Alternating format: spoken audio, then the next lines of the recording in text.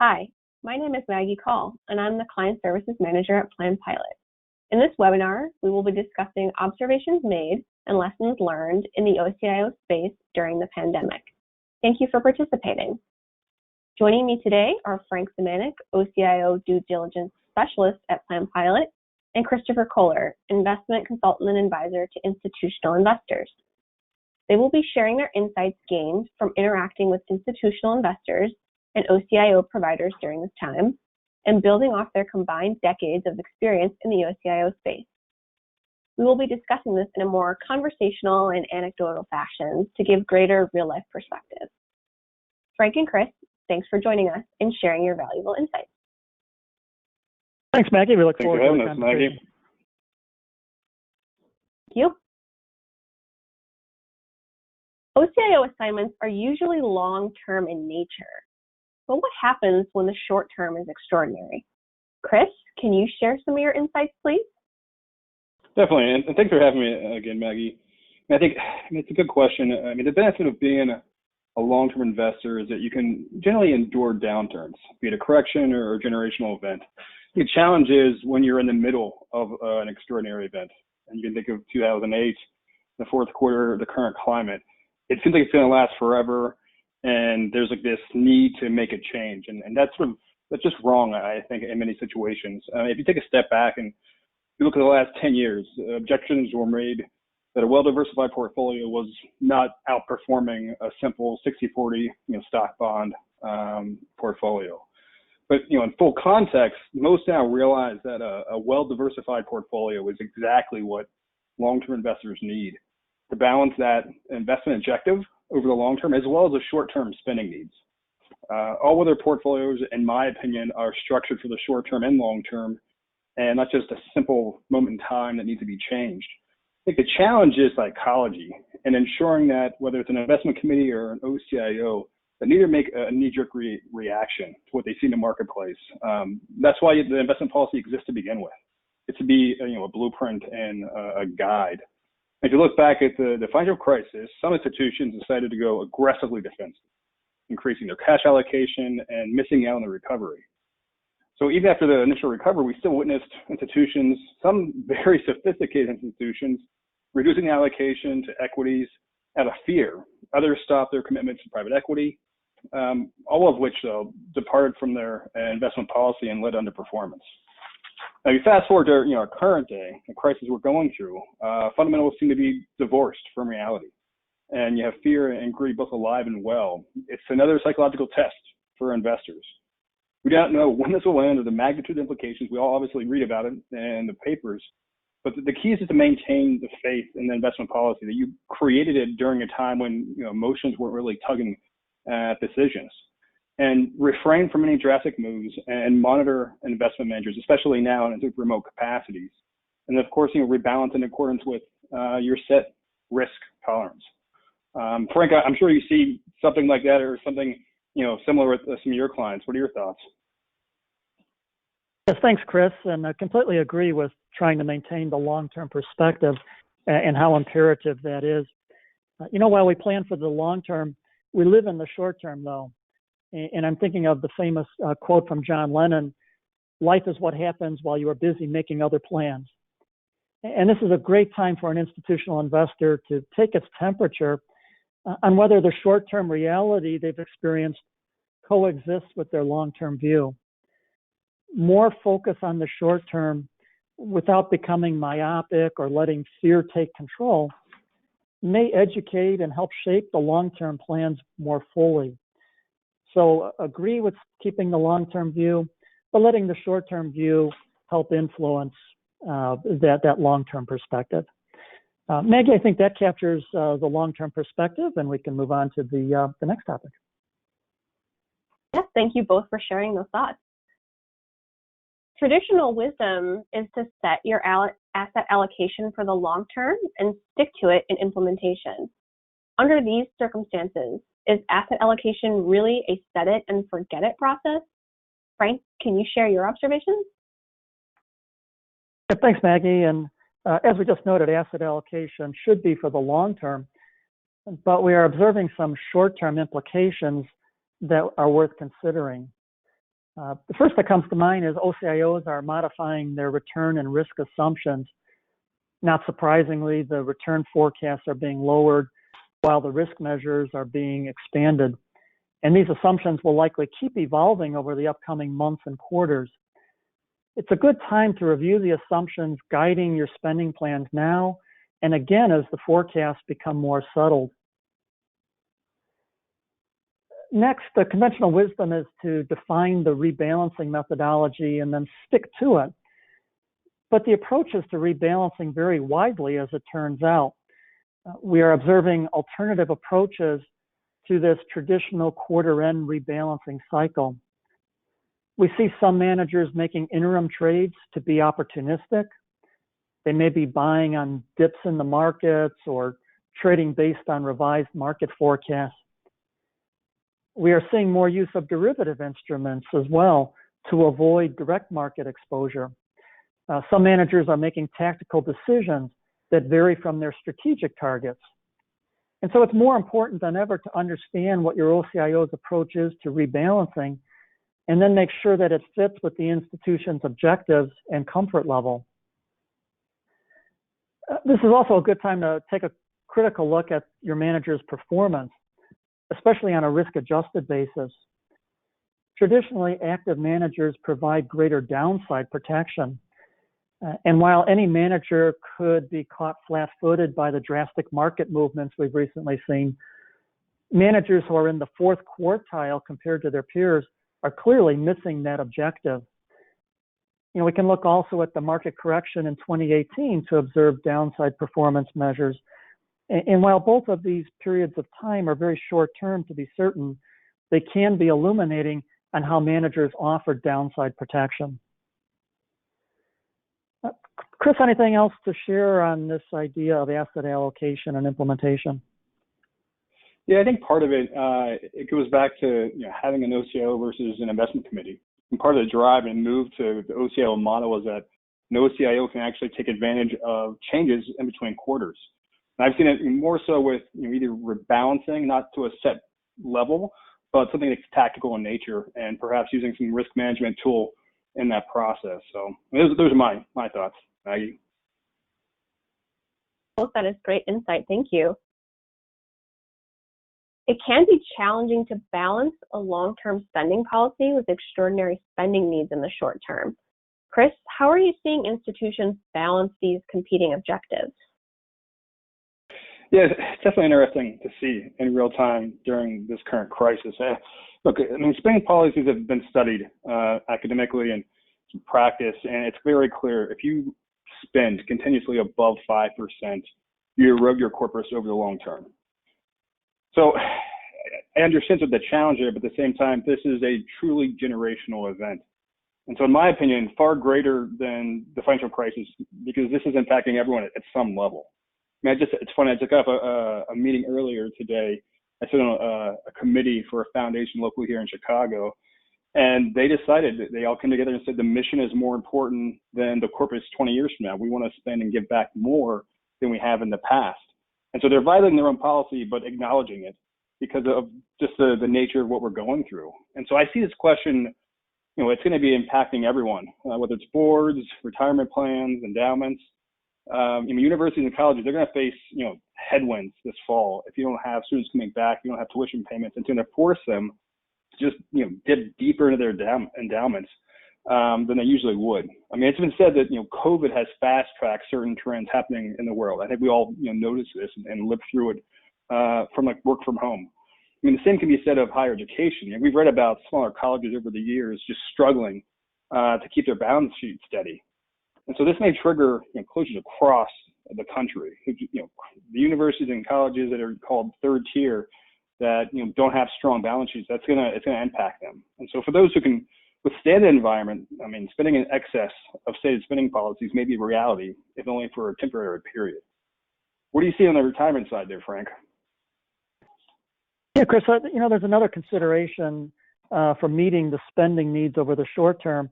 And that is that there are multiple sources of short-term liquidity available. And it's really a great time for institutions to consider what those options are.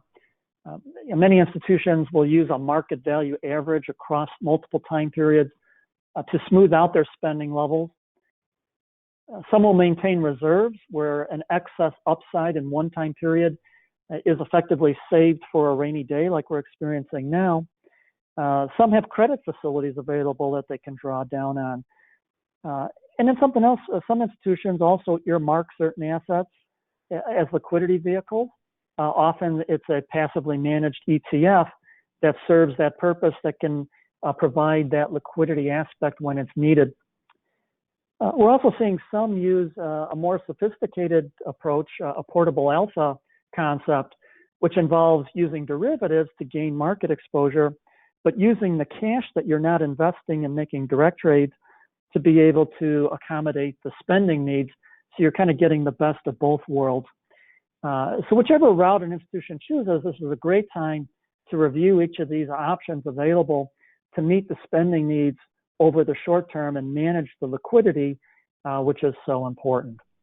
So I think collectively those are really good insights on maintaining a spending policy, and I'll turn it back over to Maggie.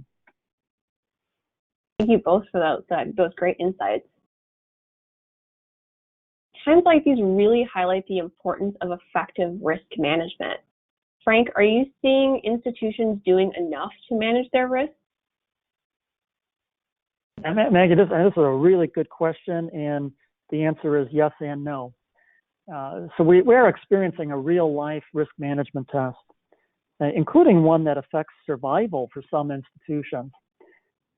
So the first thing that institutions that have already engaged in good risk assessment that they can do is to assess their actual performance and volatility versus the risk-adjusted or stress test forecast that they had received from their OCIO. In other words, did the actual results fall within anticipated ranges, or was this more of a black swan event? And to the degree that these results were unexpected, it's definitely time to go back and revisit the scenarios. On the other hand, for institutions that are not yet doing extensive risk management, now is certainly the time to do it. There are various predictions being made by OCIOs and market forecasters for the timing and the scope of economic and market recovery. If you look back to the great financial crisis, 2008, 2009, we experienced a fairly rapid market recovery. But if you go back farther to the dot-com bubble burst and 9/11, which are almost 20 years ago now, there was a couple of year period before the markets rallied to their pre-crisis levels. So investors need to consider the impact of both a quick and a slow recovery possibility, and really need to invest some time doing that at this time. Institutions also need to consider that risk is defined in ways that are much more expensive than the standard deviation that is part of every asset allocation study. There are Monte Carlo probability scenarios, stress tests that are based on economic and market scenarios, downside risks, drawdown risks, various measures of risk that are all certainly worth spending some time with. And more thoughtful institutions are reviewing many of these with their OCIO manager, and then importantly documenting what approach they're going to use as a measuring stick going forward. So you see some institutions ahead of the curve on this, while others definitely need to do some catching up. Chris, anything else you're seeing on risk management? I think you nailed it, Frank. You're right. It's so multifaceted. You think about risk, whether it's looking at a manager and quantify or qualify in some way. I always find it to be quite abstract, especially when communicating with committees, because if you show them, let's say, a volatility of 11% versus 14% versus 19%, I mean, what does that really mean? And so I think it's a communication, it's education, and it's really having a robust program that someone can manage and monitor and educate the committees about. And I think the key takeaway is for OCIOs to clearly communicate in layperson terms how they view and manage risk. And candidly, I don't see that many. There's a few, but there aren't that many that do that exceptionally well. At least those are my two thoughts. Back to you, Maggie. Oh, thank you, Chris. After an institutional investor takes the various steps we've been discussing, it needs to be memorialized for implementation, measurement, and memorialization for future overseers. Chris, what are your thoughts on documenting the lessons learned and decisions made? Yeah, I mean, this is something that we visited coming out of the financial crisis, right? And creating some sort of protocol that's memorialized in the investment policies of what we learned, as well as how we can prepare for the next crisis. And that's, for example, look at liquidity. And when it's needed during a crisis, when you're in the meeting trying to decide in the middle of the crisis, it's not the right time to plan for it. You should have that protocol set before that happens. I mean, sooner than I think it's clear that timing the market or attempting to identify a market bottom is an exercise of luck, not expertise. I think we all know that. So what's the best way, to think about rebalancing, let's say, during a crisis to manage risk levels while capitalizing on market opportunities? I mean, typically this is done over weeks and months, quarters. It needs to follow a well thought out and documented rebalancing process and plan. In short, these decisions should be made in advance of the crisis, not in real time when confronted with emotions of fear and greed. Preparing for events in advance of them happening will give committees and staff, as well as OCIOs, a guide to decision making during these periods of uncertainty, and prevent actions that may lead to a permanent loss of capital. And that's what I think the major concern is. So, Frank, from Planned Pilot's perspective, what are you seeing on this? Yeah, Chris, and as you noted, we're a consulting firm with a retirement plan client base, and so we advocate for incorporating the similar governance oversight and documentation best practices that an institution would use in managing its retirement plan for these other asset pools. So this would include having well-defined oversight structures, including specifying the roles very clearly of the board, any committees, management, and staff. We would support having minutes of all the official board and committee meetings prepared and stored. And these should include identifying goals, the specific decisions made, and the parameters and measurements for implementing those decisions. Of course, as you've noted, the investment policy statement is the key operating document, and now is a great time to review and update it as necessary based on what we're discussing here today. So we would be advocates for structure, process, documentation, that these are simply the best practices for any fiduciary, whether it be a retirement plan, endowment, foundation, reserve assets, et cetera. So Maggie, I think that captures the documentation side, and we could move on. Yes, thank you both. Difficult times usually call for more communication, not less. Frank, what are you seeing as best practices in communication? Yeah, Maggie, this is a really important question, and one that institutions need to get right. All the questions here are important, but this one is probably the most public. And that is that more thoughtful institutions are communicating more during these times instead of less. Various parties have a stake in the institution. This would include the clients or the beneficiaries of the programs, the internal staff, service providers, and donors. Each person has an interest in the impact of this pandemic on the institution, both immediately and for the long term. We're seeing some institutions be very transparent and public about their current circumstances, including plans to reduce spending and or to dig deeper into their endowment to meet the immediate spending needs. It's an established maxim that crisis builds character and strength, and so an open approach to communicating demonstrates proactivity and leadership that should really connect with the different constituents of the institution. And I wanted to touch on this communications effort needs to also include donors.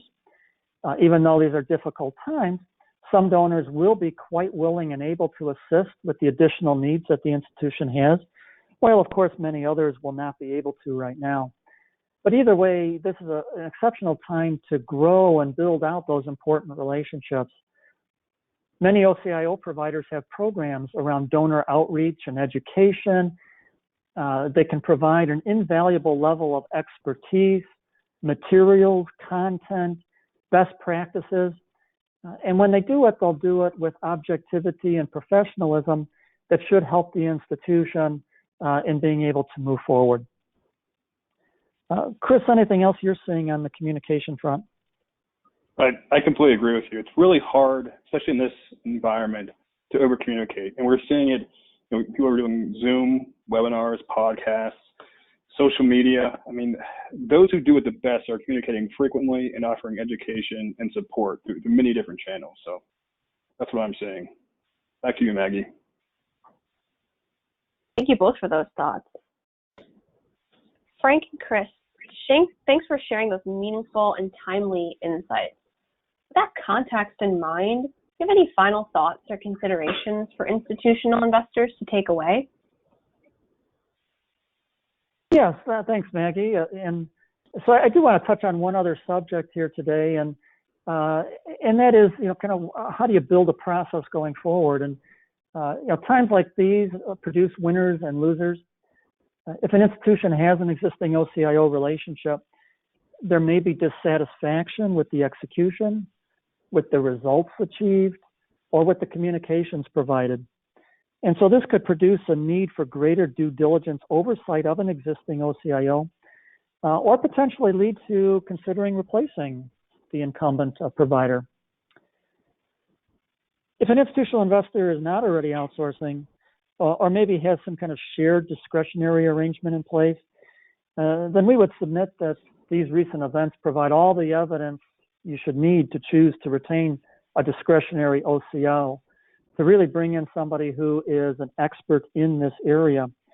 The breadth and depth of the oversight that's needed now is simply too complex and too broad to go it alone. So we believe we are at the early stages of a never more important need for expanded due diligence and outsourcing, whether that be over existing providers or the opportunity to outsource and bring in some expertise that, while there might be some added expense, will likely pay for itself very quickly. So, Chris, any final thoughts from you? Yeah, I mean, I'm going to echo some of the same things you said, but the ODD factor, that's very important to me. I've seen it historically coming out of the financial crisis. There was this massive focus on ODD, and cybersecurity was one area that kind of it flew up, and everyone started looking at what sort of capabilities they had and how they were safeguarded.